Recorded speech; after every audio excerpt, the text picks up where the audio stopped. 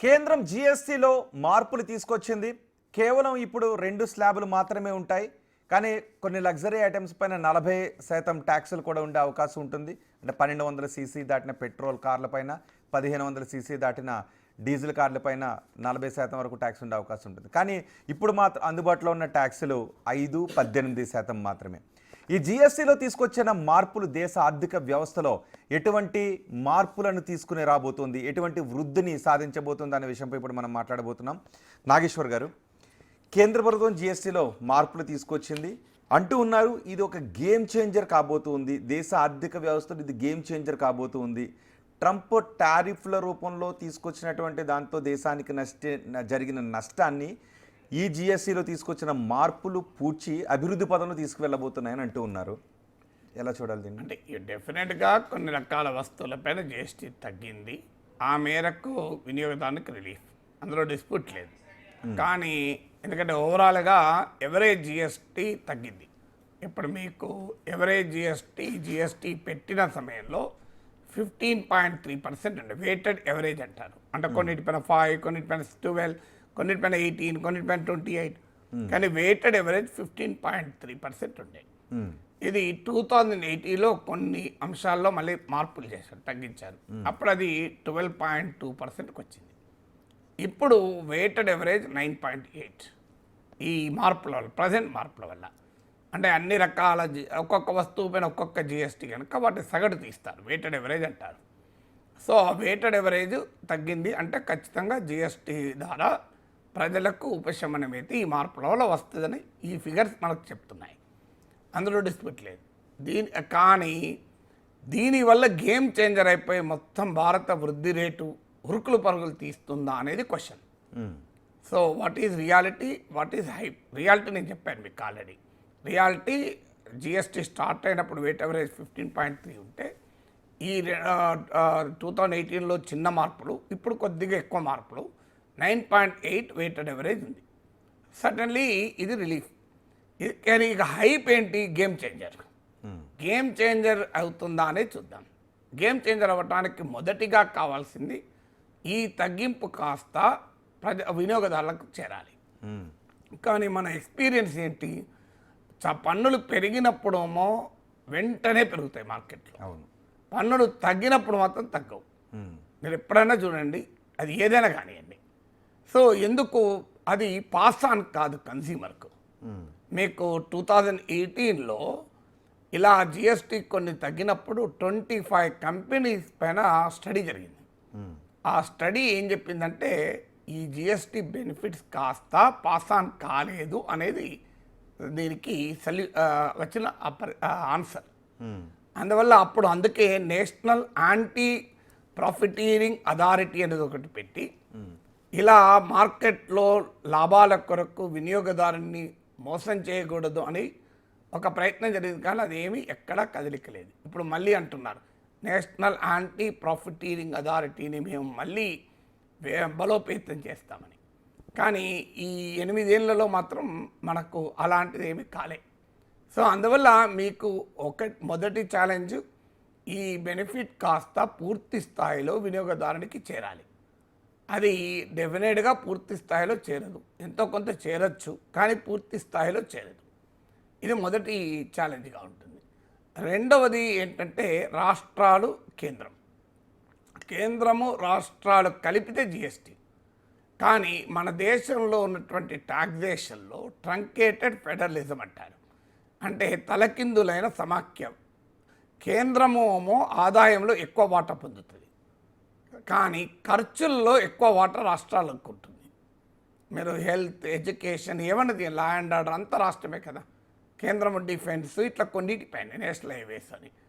So మీకు అంటే ఆదాయంలో ఎక్కువ వాటా కేంద్రానికి పోతే ఖర్చు, డెవలప్మెంట్ ఎక్స్పెండిచర్లో ఎక్కువ భారం రాష్ట్రాలపైన పోతుంది.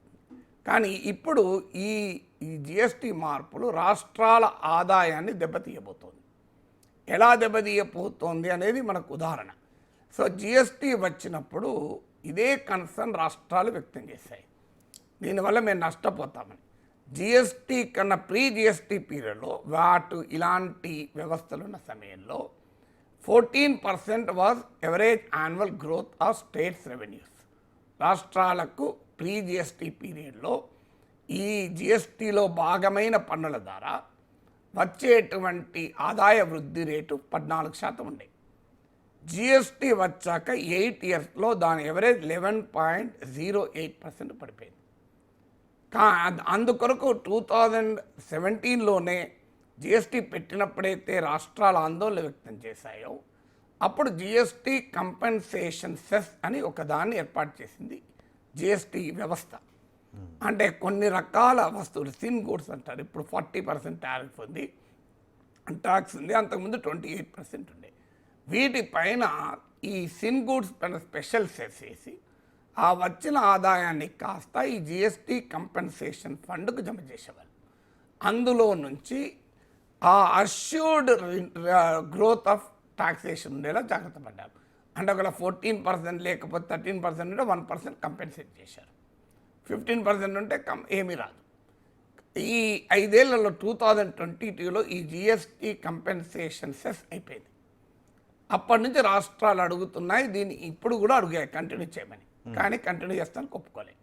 అంటే రాష్ట్రాలు ఈ 8 ఏళ్ళ అనుభవం మీకు చెప్పాను, 11.08% annual growth rate of GST. So అందువల్ల రాష్ట్రాలు నష్టపోయే అవకాశాలు ఉన్నాయి. సో రాష్ట్రాలు నష్టపోయినప్పుడు ఆటోమేటిక్గా మీకు డెవలప్మెంట్ ఎక్స్పెండిచర్ పైన, ప్రజా సంక్షేమం పైన పడే ప్రభావం చాలా ఎక్కువ ఉంటుంది. మీరు ఏమైనా తీయండి, సబ్సిడీలు, సంక్షేమ పథకాలు అన్నీ చూడండి, రాష్ట్రం ఎక్కిస్తుంది. సో ఇది రెండవ సమస్య. మూడవ సమస్య ఏంటంటే ఒక ప్రైస్ రిడక్షన్ వల్ల, ట్యాక్స్ రిడక్షన్ వల్ల ఆటోమేటిక్గా కన్జంప్షన్ పెరుగుతుంది అన్నది థియరీ. ఇప్పుడు ఎందుకు ఈ మాట అంటున్నారంటే జిఎస్టీ తగ్గించడము, ఇన్కమ్ ట్యాక్స్లో ఇచ్చిన రాయితీ వల్ల 1.6% జీడిపి పెరుగుతుంది, దానివల్ల ఈ లాస్ ఆఫ్ రెవెన్యూ కూడా మీట్ అవుతుందని hypothesis. State bank of India research, మీరు వాళ్ళు రెగ్యులర్గా వాళ్ళ రీసెర్చ్ రిలీజ్ చేస్తుంటారు. సో ఎస్బీఐ రీసెర్చ్ చెప్తోంది. కానీ అది జరుగుతుందా ప్రతిసారి అంటే మార్కెట్లో కన్జంప్షన్, వస్తువులు కొనడం అనేది పన్నులపైన, ధరలపైనే ఆధారపడి ఉంటుందా? మీకు ఒక్క ఉదాహరణ చెప్తాను నేను. ఇప్పుడు ఈ షర్ట్ తీసుకున్నాను, నేను వేసుకున్న షర్ట్. ఈ షర్ట్ 2000 రూపాయలు అనుకుందాం, నాకు గుర్తులేదు ఈ షర్ట్ ఎంతో. దీన్ని 2000 రూపాయల షర్ట్ ఉంది. ప్రతి ఒక పీరియడ్లో 100 షర్ట్లు అమ్ముతున్నాయి ఒక షాప్లో, డైలీ 100 షర్ట్లు అమ్ముతున్నాడు. అంటే ఆ షాప్లో ఇన్కమ్ ఎంత, రెవెన్యూ ఎంత? 2000 × 100, అంతేగా 2 లక్షలు. అంటే 2 లక్షల విలువైన షర్ట్స్ అమ్ముడుపోతున్నాయి. అజ్యూమింగ్ దట్ ఈ 2000ను 1500 తగ్గించింది అనుకున్నా షర్ట్ ప్రైస్. ఎందుకు? దీని మీద ట్యాక్స్ తగ్గి 1500 తగ్గింది అనుకుందాం. అప్పుడు 100 అమ్మినాయి అనుకో, ఎంత వస్తుంది? 1.5 lakh వస్తుంది. మీరు 100 అమ్మిన 120 అమ్మినా ఎంత వస్తుంది? 1.8 lakhs వస్తుంది, 2 lakh రాదు. 140 అమ్మితే అలా లెక్కేయాలి మనం. ఎంత అమ్మితే నియర్లీ 130, 140 అమ్మాలి. అప్పుడు మాత్రమే నీకు ఆ 2 lakh వస్తుంది. అంటే అర్థం ఏంటి? ప్రైస్ ఒక ప్రైస్ 25% తగ్గితే దాని అనుగుణంగా కన్జంప్షన్ పెరగాలి, అంతకన్నా ఎక్కువ పర్సెంటేజ్ పెరగాలి. కానీ పెరుగుతుందా? అంటే ప్రైస్ను బట్టే మనకు కన్జంప్షన్ ఉండదు. కన్జంప్షన్కు అనేక ఫ్యాక్టర్స్ ఉంటాయి. ఇప్పుడు ఉద్యోగాలు క్రియేట్ కాలేదనుకోండి, ఎక్స్పోర్ట్స్ దెబ్బతిన్నాయనుకోండి, ట్రంప్ టారిఫ్ లెవెల్ ఎకానమీ దెబ్బతిన్నది అనుకోండి, ప్రజలు కొనరు కదా. వస్తువులు ప్రజలు కొనడానికి ధర ఒకటే కారణం కాదు, ప్రజలకు ఉన్న ఎఫోర్డబిలిటీ కారణం. మీకు BMW కారు 1 కోటి పైన ఉంది, 50 లక్షలకి ఇచ్చిన రోహిత్ కొంటావా? నువ్వు కొంటావా? 50 లక్షలకి ఇచ్చిన కొనవు, ఎందుకంటే నీ ఆదాయం పర్మిట్ చేయదు. 1 crore అబోవ్ ఉన్న కార్ను మీకు 50 లక్షలకి ఇచ్చినా నాకెందుకు అయ్యా అంటావు, ఎందుకంటే నువ్వు కొనలేవు కదా. అది దానికన్నా ఒక 10 లక్షల కారు 6 లక్షలకి ఇచ్చావు అనుకో, రేపే పోయి కొంటావు, నీకున్న ఇన్కమ్ పర్మిట్ చేస్తుంది.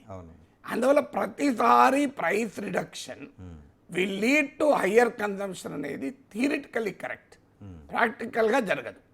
సో అందువల్ల ఇప్పుడు జిఎస్టీ తగ్గడం వల్ల ఆటోమేటిక్గా వస్తువులు, సేవల వినిమయం పెరిగి భారీగా గ్రోత్ పెరుగుతుంది అనేది పూర్తిగా నిజం కాదు. ఇక 4వది, ఇప్పుడు జిఎస్టీ ఎంత తగ్గింది? ప్రభుత్వం చెప్పేది 48,000 కోట్ల రాయితీ, 48,000 crores. ఈ దేశంలో కేంద్ర రాష్ట్ర బడ్జెట్లు కలిపి 80 లక్షల కోట్లు. 80 లక్షల కోట్లలో అంటే టోటల్ గవర్నమెంట్ ఎక్స్పెండిచర్లో ప్రపోర్షన్గా చూసినప్పుడు ఎంత ఇది? 0.5%. మీకు ఇంకో లెక్క చెప్తాను. ఇప్పుడు 2 స్లాబ్స్ వచ్చాయి, 5 and 18%. అంతకుముందు 5, 12, 18, 28 ఉండే. ఇప్పుడు 12 ఎగిరిపోయింది, 28 ఎగిరిపోయింది. కానీ ఈ 12% నుంచి 28% నుంచి ఎంత ఆదాయం వచ్చేది? జిఎస్టీ తీస్తే 12% నుంచి 5% వచ్చేది, మీకు 28% నుంచి 11% వచ్చేది. అంటే ఇప్పుడు స్లాబ్స్ తొలగించినటువంటి ఈ 2 స్లాబ్స్ వల్ల టోటల్ జిఎస్టీ రెవెన్యూలో 16%. ఈ 16% ఎంత తగ్గింది? 5% మీ 12%ది మీకు కాస్త ఒకప్పుడు ఇప్పుడు 5% తగ్గింది, అంటే 7% తగ్గింది. అక్కడ 0.35% బెనిఫిట్ ఉంటుంది. 28% నుంచి 11% ఆదాయం వచ్చేది, అది 18కి వచ్చిందంటే 10% తగ్గింది. ఆడ 1.1% బెనిఫిట్ వచ్చింది.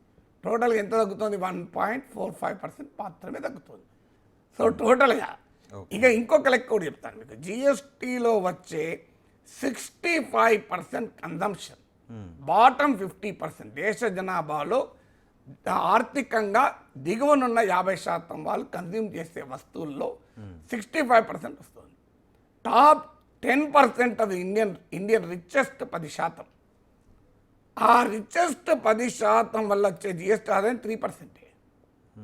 అందువల్ల ఈ 50% ఆఫ్ ద పాపులేషన్కు కెపాసిటీ పెరగకుండా, వీరి ఆదాయాలు పెరగకుండా నువ్వు జిఎస్టీ తగ్గినా అది బెనిఫిట్, గేమ్ చేంజర్ కాదు. అందువల్ల ఈ గణాంకాలని ఏం చెప్తున్నది? డెఫినెట్గా నేను స్టార్టింగ్లోనే చెప్పాను, ఈ జిఎస్టీ తగ్గింపులు కొంత ఉపశమనం, అనుమానమే లేదు.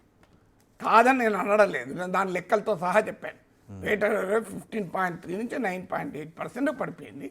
ఆ మేరకు ఇది ఉపశమనం. కానీ ఇది గేమ్ చేంజరా? అంటే మొత్తం మారిపోతుంది. నీ చేతిలో ఒక 50,000 పెట్టి, రోహిత్ నీ జీవితం మారిపోయింది, నేను పెట్టిన 50,000తో నువ్వు నువ్వు నీ జీవితమే మారిపోయింది అన్ననుకో, 50,000 నీకు ఇచ్చినందుకు మీరు ఆనందపడతారు, కానీ నీ జీవితం మారుతుందా? ఈ రెండింటి మధ్య తేడా ఉంది. ఇప్పుడు నీ సాలరీకి ఒక 10,000 పెంచింది అనుకోండి మీరు, నీ జీవితమే మారిపోయింది రోహిత్, నువ్వు సుందరపించి అయిపోవు. గేమ్ చేంజర్ కాదు. 10,000 పెరగడం సంతోషం, 10,000 పెరగడం ఆనందమే, డౌట్ లేదు. కానీ అది గేమ్ చేంజర్ కాదు. అది ఎవరికి గేమ్ చేంజర్ అవుతాయి? 10,000 ఆదాయం ఉండడం గేమ్ చేంజర్ అవుతుంది. నీకు కాదు, నాకు కాదు. నాకు 5,000 ఆదాయం, 10,000 ఆదాయం పెరుగుతుంది, గేమ్ చేంజర్ కాదు. అందువల్ల గేమ్ చేంజర్ అవుతుందా అనేదే క్వశ్చన్. ఉపశమనం ఏది? కానీ భారీగా అసలు మొత్తం పరిస్థితులనే మారుస్తుంది అనేది కాస్త మనమే తెలుస్తుంది కదా. ఇప్పుడు చెప్తే ఏమంటారంటే, మీరు ఏదైనా మీరు ఏం చేసినా విమర్శిస్తారని కొంతమంది కింద కామెంట్లు పెడతారు. మేము ఏం విమర్శించలేదు, just wait, after some time మనకే అర్థమవుతుంది కదా. ఆ మేరకు ఉపశమనం కనుక కాస్త బెనిఫిట్ అయితే ఉంటుంది, ఉండదని ఎవరు అంటలేదు. కానీ మొత్తం మారిపోతుందో లేదో మీకే ఏడాది తర్వాత అర్థమవుతుంది. ఉపశమనం జీవితాలు మారిపోయేంత అయితే గేమ్ చేంజర్. మీరు అడిగిన క్వశ్చన్ గేమ్ చేంజర్. మోడీ చెప్పేది కూడా గేమ్ చేంజర్ అని కదా, అదే మీరు నన్ను అడిగారు కదా. గేమ్ చేంజర్ కాదు, ఉపశమనం మాత్రమే అంటున్నాను. ఓకే. అండ్ ఇంకోటి కూడా అన్నారు, ధరలు తగ్గినంత మాత్రాన మార్పులు రావు, అఫోర్డబిలిటీ పెరగాలి అని అన్నారు. అంతే కదా, ధరను బట్టి నీకు వస్తువు కొనరండి, ధర ఒక ఫ్యాక్టరీ. మీకు ఉదాహరణకు రోడ్డు పక్కన 20 రూపాయలకు ప్లేట్ ఇడ్లీ ఇస్తున్నారు, నేను తింటానా? అది చాలా చీప్ కదనయ్యా. పక్కన హోటల్లో 100 రూపాయలు ఉంది, కానీ నేను 20 రూపీస్ ఇడ్లీ తింటానా, 100 రూపాయలు ఇడ్లీ తింటా. అంటే మరి ప్రైస్ తక్కువ ఉన్నప్పుడు నేను తినాలి కదా, తినను కదా. ఇంకొక విధానం చెప్తాను మీకు. పార్క్ హయాత్లో వెళ్ళండి మీరు, నాకు తెలియదు ఇడ్లీ రేట్ ఎంత, నేను ఎప్పుడు నా డబ్బులు పెట్టిపోలే. కానీ నాకు my son works in Google, వాడు నాకు స్పాన్సర్ చేశారు మాకు ఫ్యామిలీ ట్రిప్ను. వాడు వచ్చినప్పుడు హోటల్ మ్యారియట్లో ఉన్నాను జైపూర్లో. హోటల్ మ్యారియట్ ఇది 5 స్టార్ హోటల్. అక్కడ ఉంటే idli 500 rupees plate. Assuming that 500 rupees plate ఉన్న ఇడ్లీని 300 రూపాయలకే హోటల్ మ్యారియట్ ఆఫర్ చేసింది అనుకోండి. ఎంతమంది పై తింటారు? ఎవ్వరు తినరు పై. పోనీ ఈ 500 రూపాయలు అక్కడ హోటల్ మ్యారేట్లో ఉండేవాడు ఇంకా 4 ఇడ్లీ ఎక్కువ తింటాడా? తినడు. 500 300 చేసినా 4 ఇడ్లీ ఎక్కువ తినడు. 3 బయట వాడు వచ్చేవాడు తినడు. మీరు 200 చేయండి తినడు హోటల్ మ్యారేజ్కి. కొంతమంది తింటారు, ఒక్కో ఎన్నటి జీవితంలో వెళ్ళలేదు ఒక్కోసారి వెళ్ళి హోటల్ మ్యారేజ్ చూసేద్దాం 200 రూపాయలే కదా అని ఇడ్లీ తినేస్తాడు. కానీ బియాండ్ పాయింట్ తినరు. ఓ పోలో అనుకుంటే హోటల్ మ్యారేజ్ దగ్గర 1000 మంది క్యూ ఉండదు. సో అందువల్ల మీకు consumption is a function of several factors. Affordability ఉంటుంది, అనేక అంశాలు ఉంటుంది. అందులో ఒక అంశం ప్రైస్. డెఫినెట్గా ప్రైస్ ఒక అంశం, కానీ ప్రైస్ మాత్రమే ఒక అంశం కాదు. Okay, correct.